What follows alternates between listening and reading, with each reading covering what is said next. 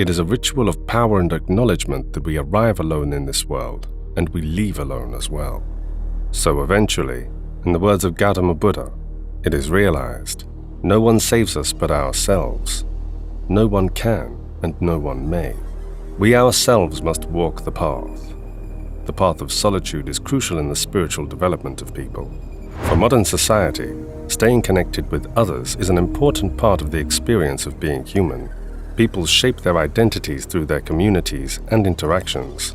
With this habit, there is a gross misunderstanding about the individual who chooses to spend time by themselves, deliberately. It is odd, uncomfortable, and often associated with loneliness. Yet the reality of the matter is far larger than this.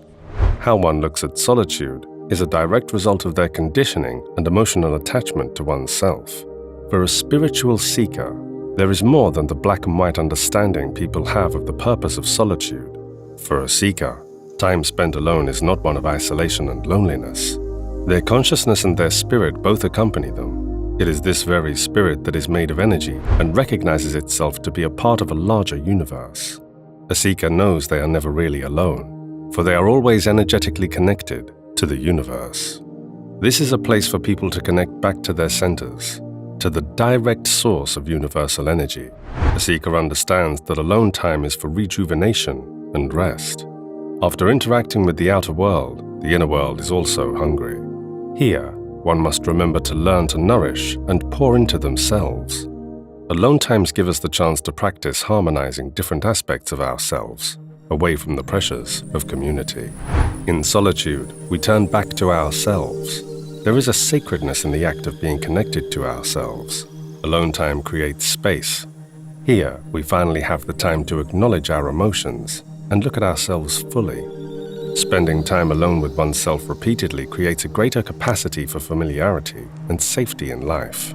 For a spiritual seeker, it is extremely important to sit with their existence, acknowledge the facets of their life, and intentionally observe the connection of their body, mind, and spirit. It is here where the spiritual seeker learns to properly look at their experiences. We finally cast light on our deepest fears, our sorrows, and our joy. There is space given to the past, future, and the narratives we attach to it. Alone, the seeker has the freedom to explore without any distractions.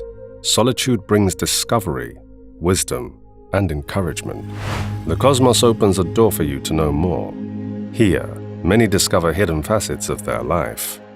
Others can recognize internal blocks, and emotions can turn up, sharing important messages. For the masses, many struggle to be left alone with the truth of themselves and who they are. For spiritual seekers, the truth is more important, and risk does not deter them. They practice walking closer to themselves even if what they feel is shame or confusion. They acknowledge the complexity of their emotions and practice radical acceptance of self. A spiritual seeker understands that time alone means a better understanding of self.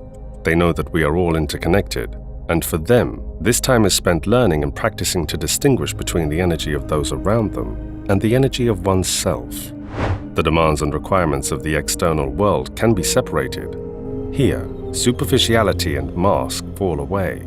This is how the universe unfurls us into a journey of self-discovery.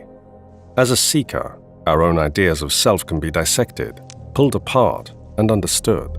Alone time can bring a spotlight to the depths of the meaning we hold in our lives. It can uncover the narratives we tell ourselves, from the story of how we shape our identity to our limiting beliefs. It is when we are by ourselves that we can not only read through the word of our consciousness, but also follow our curiosity in depth to what defines our identity. Here, in alone time, we discover the self over time, physically but also metaphysically. A seeker who prioritizes their alone time recognizes how important it is to break from the matrix of life and its cycles, reconnect to their soul, and process their experiences. This is space to give language, expand, and look at all the different ways one can exist. The spiritual seeker seeks the truth of the multiplicity of their existence and acknowledges it during this solitude. This brings inner peace and a sense of harmony of the overwhelm of life. Alone time is a pilgrimage of exploration. As a seeker, you acknowledge all parts of yourself. Here is the time to explore the self, to be curious about an identity that exists beyond its physicality. There are different dimensions of our existence and how the consciousness experiences reality. The parallel realities and expansive universe stand out to be seen. We move from our singular consciousness to connect to the collective consciousness of the universe. This is a deliberate journey. The spiritual seeker must practice their beliefs and rituals to integrate them into their reality, and time alone is a great way to rewire themselves together for what they seek. When they have questions, a spiritual seeker knows time in their own company will bring clarity and internal wisdom. With a routine that stresses solitude, one learns to recognize and harness energy. For a seeker, a time of stillness is a time of creation. Time spent alone makes space to understand the frequency we are in and how we are turning up in our reality. This knowledge can then be used to switch our frequency and our being to the reality we wish to desire. This is a moment of empowerment, a moment in time when the universe and self acknowledge their connection. They directly face each other, and the profound meaning understood in these moments is far larger than language. Many have tried to pen these down over the ages. Famous artists, poets, writers, and thinkers have witnessed solitude to share the multiplicity of this experience.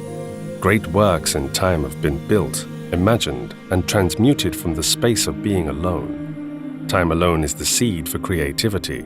Prophets, heroes, and seers all have benefited from this act to gain important revelations. It is in the moment alone that one is confronted with the truth. Many throughout history have found tranquility and strength in their solitude to brave through the chaos of their current time. For a seeker, it allows them to come back to the center of themselves, grounding their emotional resilience. Here, we are brought to be mindful and aware of the significance of every passing moment, no matter how time moves around us. A spiritual seeker can acknowledge how the universe operates and be mindful of accepting their experiences.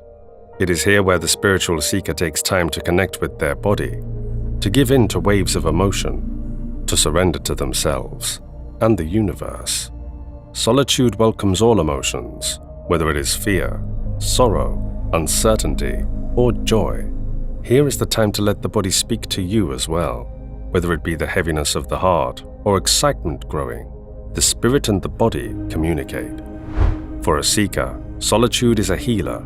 It is the comfort of our being that we can allow ourselves to uncover the tide of happenings in our lives. Here, in the safety and understanding of our consciousness, we unravel and tend to them tenderly. Alone, when we uncover the wounds of the psyche, mind, heart, or the past, the silence listens and offers space to our experience and pain. Time with oneself is essential to the mental health of an individual, as well as their relationships. Spiritual seekers understand the value of a healthy sense of self in their own relationships. They recognize the foundation of having a good partner and depending healthily on someone is directly related to the relationship you have with yourself. This is where modern society often misunderstands, because it is a paradox. Someone being able to spend a lot of time alone is a matter of healthy attachment and understanding of oneself, as opposed to not loving someone. Companionship should come from self-sufficiency and not lack. Relationship dynamics need to be balanced. Choosing yourself first is important, and then is knowing your worth. The universe awaits you. The corridors of the soul await those who wish to explore themselves in solitude. It is a balm, a therapy, and a pilgrimage.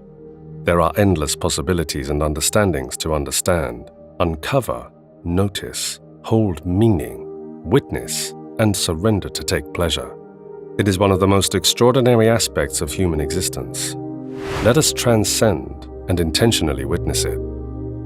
It is one of the most extraordinary aspects of human existence.